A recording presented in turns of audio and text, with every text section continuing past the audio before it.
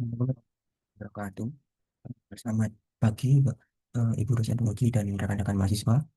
Perkenalkan nama saya Nafisa Sekali Farisi dengan NIM 23519775, ASMI 23175 dari program studi Sarjana Terapan Sistem Informasi Geografis. Pada kesempatan ini, saya akan mempresentasikan proposal tugas akhir saya dengan judul Akurasi Klasifikasi Berbasis Machine Learning dalam Identifikasi Tutupan Lahan Area Penambangan Pasir di Hulu Sungai Gendel, Cangkringan, Lereng Gunung Merapi. Untuk yang pertama itu yaitu di bab satu yaitu pendahuluan yang berisi latar belakang. Baik, saya mulai dari latar belakang. Penelitian ini eh, dilakukan pada hulu Sungai Kendal di Cangkringan yang merupakan kawasan yang sangat strategis sekaligus rentan. Wilayah ini berada di kawasan rawan bencana ketiga Gunung Merapi dan menjadi jalur utama aliran aliran lahar dingin pasca erupsi pada tahun 2010. Konsentrasi material vulkanik yang sangat besar di kawasan ini memicu aktivitas penambangan pasir yang sangat masif dan dinamis. Yang menjadi perhatian adalah aktivitas penambangan ini berlangsung eh, dengan pola spasial yang berubah sangat cepat, baik yang legal maupun ilegal. Kemudian untuk selanjutnya di latar belakang permasalahan itu penambangan pasir yang tidak terkontrol ini menimbulkan beberapa permasalahan serius. Pertama, dari sisi lingkungan, penambangan mengubah morfologi sungai dan merusak eh, vegetasi di tepi sungai. Yang kedua, dari sisi kebencanaan, itu perubahan geometri alur sungai itu justru eh, meningkatkan risiko lahar dingin di wilayah hilir yang tentu sangat berbahaya bagi masyarakat. Kemudian yang ketiga, itu dari sisi monitoring, metode konvensional menggunakan survei lapangan memiliki keterbatasan. Metode ini tentunya mahal, memakan waktu lama, dan cakupannya terbatas. Bisa dibayangkan untuk memetakan area seluas hulu Sungai Gendol yang dinamis, kita butuh biaya dan waktu yang sangat sedikit. Oleh karena itu, diperlukan solusi monitoring yang cepat, akurat, dan bisa dilakukan secara berkala. Nah, solusi yang di sini, disinilah peran teknologi penginderaan jauh. Penelitian ini menggunakan citra Sentinel-2 dengan resolusi spasial 10 meter dan data multispektral yang sangat kaya. Kenapa memilih Sentinel-2? Yaitu karena area tambang pasir memiliki karakteristik spektral yang unik, yaitu lahan terbuka dengan material vulkanik ini memiliki reflektansi yang sangat tinggi pada spektrum tampak dan kontras yang sangat jelas dibandingkan dengan vegetasi atau air. Namun, untuk mengekstrak informasi ini secara optimal, saya tidak menggunakan metode klasifikasi konvensional seperti maksimum likelihood. Saya mengadopsi pendekatan machine learning, spesifikasinya algoritma random forest, yang terbukti unggul dalam menangani data non-linear, tahan terhadap noise, dan memberikan akurasi yang tinggi. Kemudian, pada rumusan masalah dan tujuan ini, untuk berdasarkan latar belakang tersebut, saya merumuskan tiga pernyataan penelitian. Pertama, bagaimana akurasi klasifikasi tutupan lahan menggunakan algoritma random forest dengan citra Sentinel-2. Kemudian yang kedua, beberapa luasan area penambangan pasir yang teridentifikasi di wilayah hulu Sungai Gendol. Kemudian yang ketiga itu band spektral apa saja yang paling berpengaruh dalam membedakan area penambangan pasir dari tutupan lahan lainnya. Untuk menjawab pertanyaan tersebut, tujuan penelitian ini adalah yang pertama, menguji akurasi klasifikasi dengan target overall akurasi minimal 80% dan koefisien kappa minimal 0,7. Kemudian menghitung dan memetakan luasan spasial area penambangan dalam 1 hektar. Kemudian yang ketiga, menganalisis fitur importance untuk mengidentifikasi band-band spektral yang paling efektif. Kemudian, kemudian batasan dan manfaat penelitian ini, penelitian ini memiliki beberapa batasan yang saya tetapkan untuk menfokuskan kajian. Yang pertama, lokasi dibatasi pada hulu sungai, Gendol saja. Kemudian periode dari Citra dan Mei dari bulan Mei sampai September 2025. Kemudian mohon maaf, ini harusnya 25. Klasifikasi mencakup 6 kelas tutupan lahan, yaitu penambangan pasir, vegetasi rapat, dan air, lahan terbuka, sawah, dan lahan terbangun.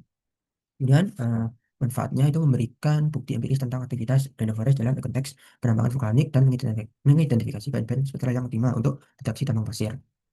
Dan pada bab kedua itu landasan teori. Pada landasan teori ini itu ada beberapa poin yaitu eh, random forest dan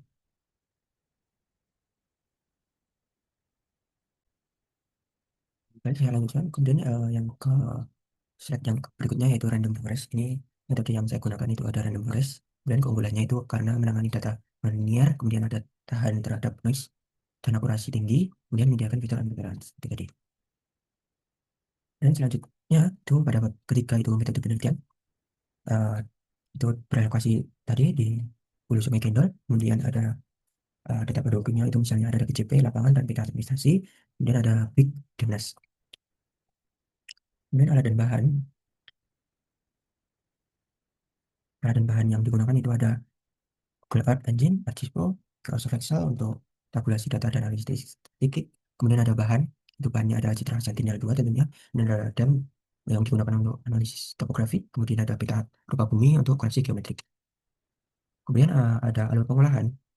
Metode penelitian ini terdiri dari beberapa tahap sistematis, yaitu yang pertama ada praprocessing, itu misalnya akuisisi citra Sentinel-2, kemudian ada pengumpulan DCP.